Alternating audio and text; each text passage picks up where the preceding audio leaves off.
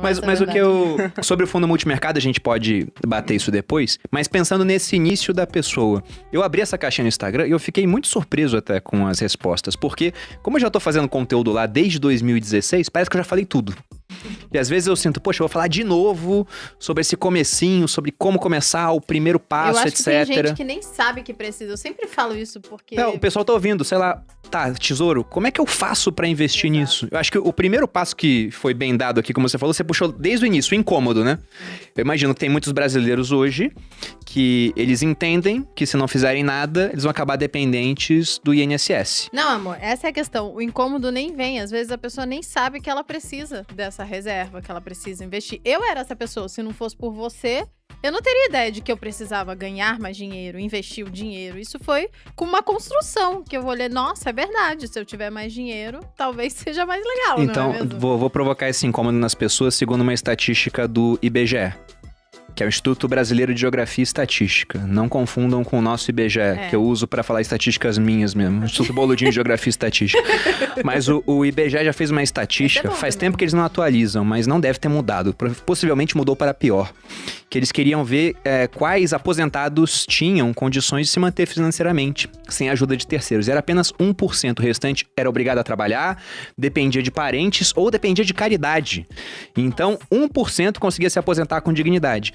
E nesse 1%, deve ter aquele pessoal que tem regimes próprios de previdência, mas acabaram entrando na pesquisa. Então, o cara que é juiz, o cara que é das Forças Armadas, tem aposentadoria integral. Quem não tem isso, acaba passando necessidade ao longo da vida. Então, o incômodo inicial tem que ser esse, gente. Se você não começar a investir, uma hora você vai acabar dependendo do governo. E as regras do jogo irão mudar, porque a gente já teve uma reforma da Previdência agora. Todo o dinheiro que seria economizado em 10 anos foi gasto por conta da pandemia. Sim. Provavelmente teremos outras ao longo do tempo. E o combinado de hoje não vai ser mantido, porque não tem como. E o combinado de hoje já não traz o conforto que todo mundo merecia ter na velhice. É legal a galera entender um pouco como funciona esse sistema da Previdência. O porquê que de fato isso vai mudar e por que tem esse rombo e por que a galera não vai conseguir se aposentar seguindo o padrão normal, né? Tipo, existe até algumas brincadeiras dizendo que a maior pirâmide do mundo é a Previdência, né? Porque hoje, né, as pessoas, as que são aposentadas hoje são sustentadas por quem trabalha e paga imposto. Exatamente. Só que antigamente você tinha uma pessoa pagando basicamente... Na verdade, você tinha muitas pessoas pagando para uma pessoa aposentada. E hoje isso aqui tá mudando para um nível em que você já tem uma pessoa pagando para uma pessoa aposentada. E como a gente não gera muito bem os recursos públicos, isso daqui tende a piorar cada vez mais e as pessoas vão ficando mais velhas. Então, chega uma hora que a casa cai, né? E então... o povo tá ficando mais velho, tá vivendo mais também. Essa é uma questão. O Bruno sempre conta essa história, que na verdade quando Previdência, né, teoricamente foi inventada... Não, teoricamente não.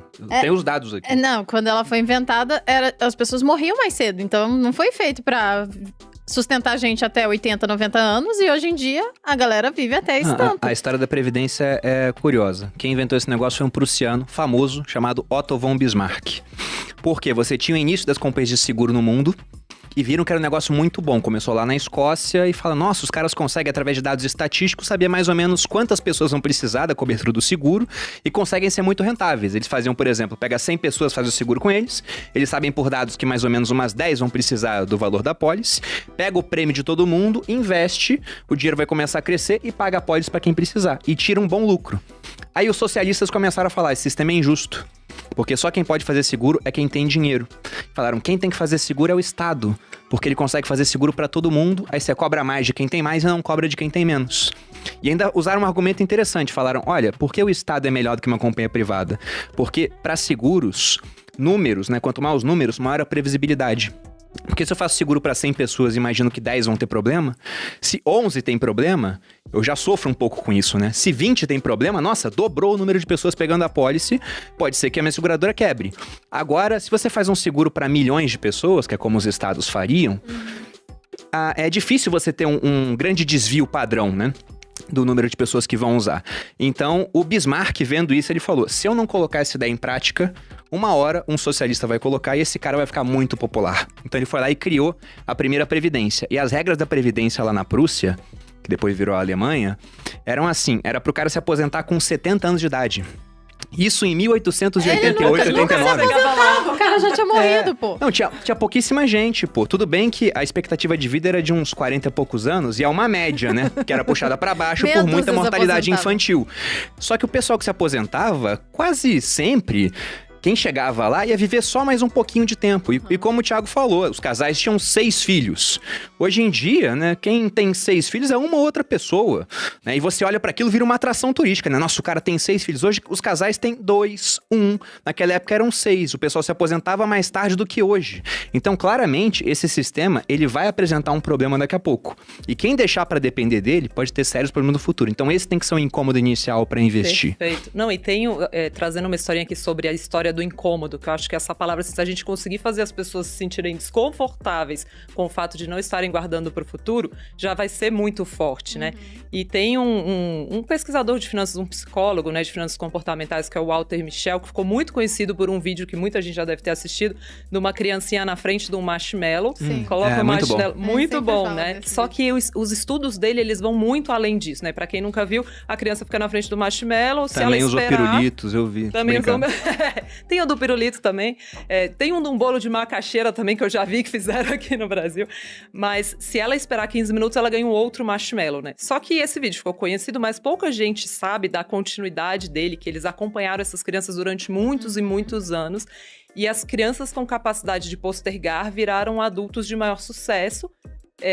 E daí surgiu um outro estudo de um outro cara que se inspirou nisso, que eu gosto muito, que ele fala para as pessoas olharem, porque assim, uma das coisas que foi entendido é que como que essas crianças conseguiam postergar? Perguntaram para elas assim, para as que conseguiram, né? Como você fez? E algumas crianças falavam assim, eu imaginei que o marshmallow era uma nuvem. Várias usaram você pode usar isso no Materializa. Olha pro marshmallow, imagina que é uma nuvem.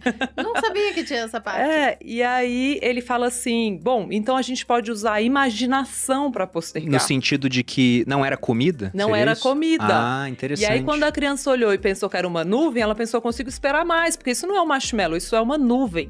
E eles perceberam algum comportamento parecido em algumas das crianças. Eu uso isso lá no Materializas, para quem... Agora vocês não podem mais comprar só no final do ano. Mas o Materializa, uma das coisas que eu falo é, será que você quer o suficiente? Se você realmente quer, amanhã você pode.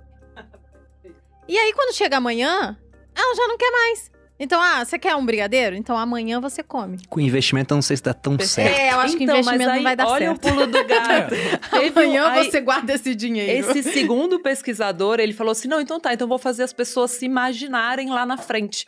Então ele dividiu um grupo em 2 e metade olhou pra ela mesma mais velha. E aí eles perguntaram, quanto você quer guardar pra sua aposentadoria? E o grupo que se olhou envelhecido decidiu guardar 30% mais para aposentadoria. Então esse exercício muito simples de você pegar um aplicativo que te envelhece, olhar para ele e se ver envelhecido, te faz guardar mais para o futuro. Então esse exercício de ficar pensando, como vai ser quando eu chegar lá? Porque, de fato, você materializa aquele futuro, né? Você fala, nossa, quando eu estiver lá, eu tenho que ter mais conforto, né? Coisas assim, muito legal. Eu chamo isso do eu do futuro. Sim. É o eu do futuro. Eu já usei várias vezes em posts, no Viver de Renda eu uso também, que é essa questão de que hoje, né, se você não investir, o seu eu do futuro vai estar pior. E ao contrário de outros credores, por exemplo, se o Thiago não paga a conta de luz, a companhia de energia vai lá e corta a sua luz, corta a sua água. Se não pagar condomínio, sua casa vai a leilão. Você tem que fazer tudo isso. Agora o seu eu do futuro não consegue te cobrar.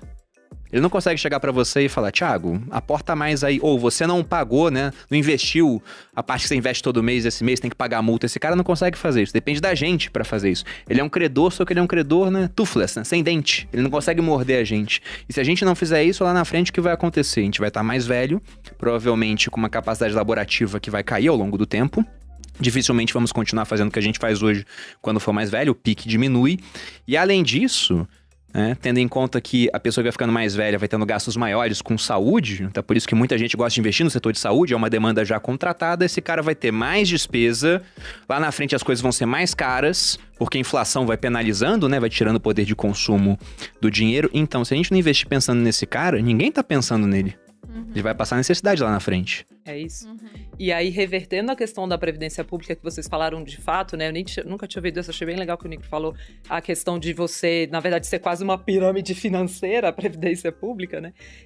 A previdência privada, e aí quando eu falo isso, às vezes as pessoas olham, são muito acostumadas com uma previdência historicamente muito ruim no Brasil e falam, isso daí é ruim, isso daí é péssimo. Minha mãe falou que é ruim. Tem umas mamatas bem legais de imposto de renda, de economia de imposto de renda, né? O Bruno conhece esse também. Isso é bem legal, assim, porque as pessoas às vezes menosprezam os tais dos PGBLs e VGBLs da vida, porque afinal botaram um nome horrível nessa porcaria desse produto, né?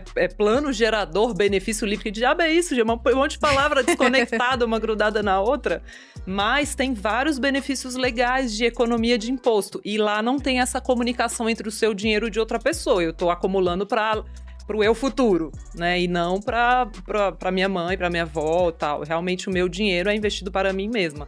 E aí tem a economia de imposto um monte aí, de chegar a 10% de imposto, de você poder deduzir na declaração do imposto de renda igual você deduz gastos com saúde, educação, que eu acho que as pessoas não acordam, que para quem deixa dinheiro pro longo prazo, não é para fazer reserva de emergência nisso, pelo amor de Deus, que o imposto é horrível.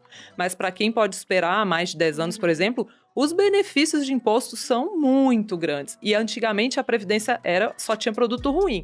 Então, assim, mais de 80% hoje ainda é renda fixa. É isso que eu ia falar, mas aí é uma minoria isso daí que você tá falando, a quantidade. Você tem que achar um produto bom, você tem que investir de forma diversificada, igual você investiria fora da Previdência. Mas se você procurar... E tem hoje bons fundos, se você procurar hoje, tem bons multimercados, bons gestores de ações que estão operando nesse mercado de 3 anos para cá. Mas eu acho uma baita de uma sacada legal para acumular para o futuro. Eu diria até que... Por favor, Thiago, completa assim. Não, eu queria só pegar um gancho da Luciana, que ela abriu o assunto de Previdência. E Previdência acho que talvez seria no mercado financeiro o tópico mais underrated que existe. Eu concordo. Por quê? Porque talvez seja o melhor veículo de investimentos que existe para o investidor de longo prazo. Sim. Que tem ali talvez abaixo de uns 10 milhões de reais, que é na maioria. E tem benefícios que poucas pessoas conhecem, mas todos poderiam acessar hoje, né? Então, quando a gente fala do longo prazo, e a gente está falando basicamente de uma mistura entre sacrifícios e fator temporal, né? O sacrifício de abrir mão do presente para poder colher no futuro. Quando você tem, depois do incômodo, você começa a buscar conhecimento e começa a entender como funciona e pensar no futuro é um exercício ingrato, porque a gente acabou de falar dos incômodos, de que o corpo te incomoda, você vai emagrecer, o fogo te incomoda, você vai tirar a mão do fogo, a doença, você vai se cuidar. Você não vai se incomodar com o futuro até o momento que você faça um exercício intelectual mais profundo. Quando você começa a fazer esse exercício, você vai acabar parando em, ok, preciso de conhecimento. Qual conhecimento? Sobre dinheiro. Quando você entende sobre dinheiro, você para em previdência, que é um puta veículo, você descobre que tem muitas taxas ocultas que ninguém conhece, nem o seu gerente de banco e nem aquelas pessoas que te vendem a previdência, né? Então, eu lembro que...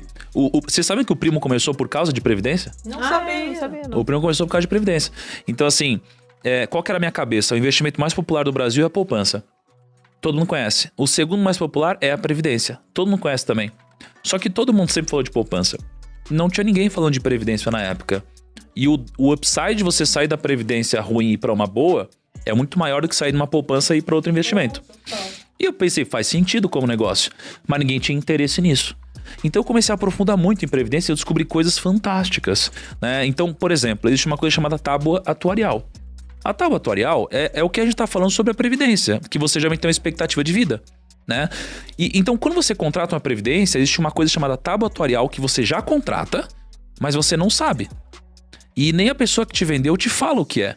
Então, qual que é o jogo? Imagina que, no futuro, existe a possibilidade, se você quiser, de converter sua previdência em renda. Geralmente não faz sentido. Por que não faz? Porque a sua tábua atuarial é ruim. Então, esse senso comum de que não faz sentido converter em renda, ele é um senso comum, de fato, que não está alinhado ao conhecimento. Porque se você tiver uma boa tábua atuarial, talvez faça sentido. O que é a tábua atuarial? Você contrata um plano, você tem hoje 30 anos de idade, por exemplo, e está escrito no plano que você vai morrer com 60 anos de idade, por exemplo. Só que se você converter com 55 anos de idade, o que você tem de previdência em renda, e você viver até os 80 anos de idade, você vai ganhar muito dinheiro. Porque pelo cálculo deles, você só ia viver mais 5. Mas o que acontece hoje com todas as pessoas que contratam previdência? Eles contratam previdência com uma tábua que se atualiza sozinha. Isso significa que quando você for, de fato, ter a possibilidade de resgatar, a conta vai estar contra você. Então, eu acho que qual que é a dica? Primeiro, acho que é legal seguir as dicas da Luciana Seabra em relação a previdências, mas especialmente buscar uma tábua atuarial bacana, uma taxa de excedente financeiro e uma taxa de juros na conversão, que são 3 taxas ocultas que ninguém conhece de previdência e que podem mudar o seu jogo no futuro. É muito importante isso. Só que isso da tábua atuarial é cada vez mais difícil de achar uma tábua com expectativa de vida de 60, né? Porque como você falou, a seguradora não é besta. A seguradora, ela não faz negócio para perder dinheiro. No final, ela vai funcionar. É uma analogia talvez meio cachorra, mas é que eu consigo fazer aqui. É como um cassino, onde a estatística vai jogar a favor dela pelo seguinte: elas fazem um cálculo sabendo que algumas pessoas vão viver mais do que a tábua está prevendo e outras vão viver menos, mas no final das contas elas esperam ganhar dinheiro no cômputo geral. Mano, só teve uma vez que o banco ajudou o cliente de verdade. Que foi na cabeça dele, né?